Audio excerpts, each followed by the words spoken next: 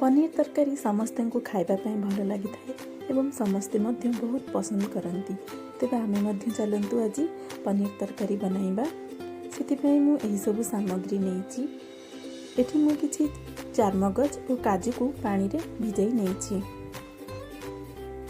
आमे एठी बिना पियाज रसुण एवं कम मसला रे पनीर प्रस्तुत करिबा, जहाँ खाइबापी बहुत टेस्टी लगी थाए। एठी मु कड़ाई रे किछि तेल नहीं गली। पनीर को एपरी भाव में स्क्वायर शेप रे काटी रखी। पनीर गुड़ा को आमे एबे गोल्डन होगा जाए छाणी नेबा।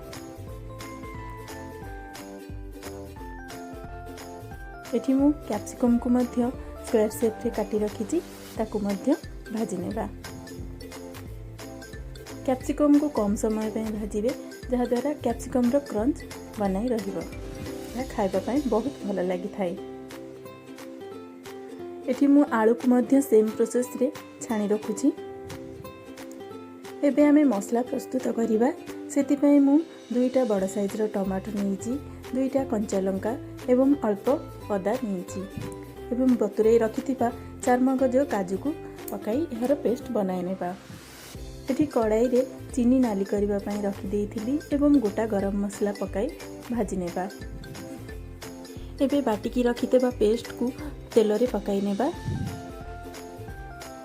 एबे अल्प किछि हल्दी पाउडर और चिली पाउडर पकाई नेबा। आपन को जेतिकी राग दरकार आपन सही अनुसार चिली पाउडर नेबे। मु एठी छाणी रखिथिबा आलू को मध्य पकाई नेछि, जहा द्वारा आलू गुड़िक मसला सह सिझी जिवो। एठी आमे स्वाद अनुसार लूण मध्य पकाई नेबा एवं मसला को 5 ରୁ 10 मिनिट जाए कसी नेबा। मसला आमर कसी गलानी।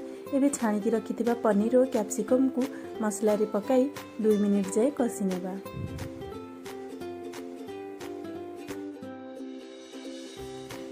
एबे आवश्यकता अनुसार पानी दे नबा। मु एठी तरकारी टिके चुकचुकिया करिबी।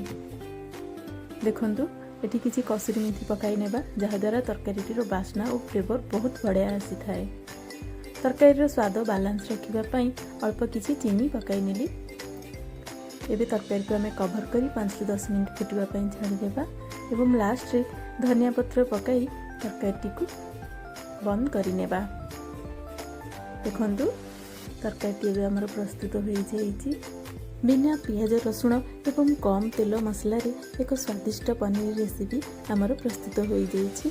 जदि आपण मानकु मो रेसिपीटी भल लागिथिबो तेबे वीडियो को लाइक करि देबे एवं चैनल को सब्सक्राइब करि देबे, जहा द्वारा आम वीडियो रो नोटिफिकेशन सर्वप्रथमे आपण मानक पाखकु चली जिवो।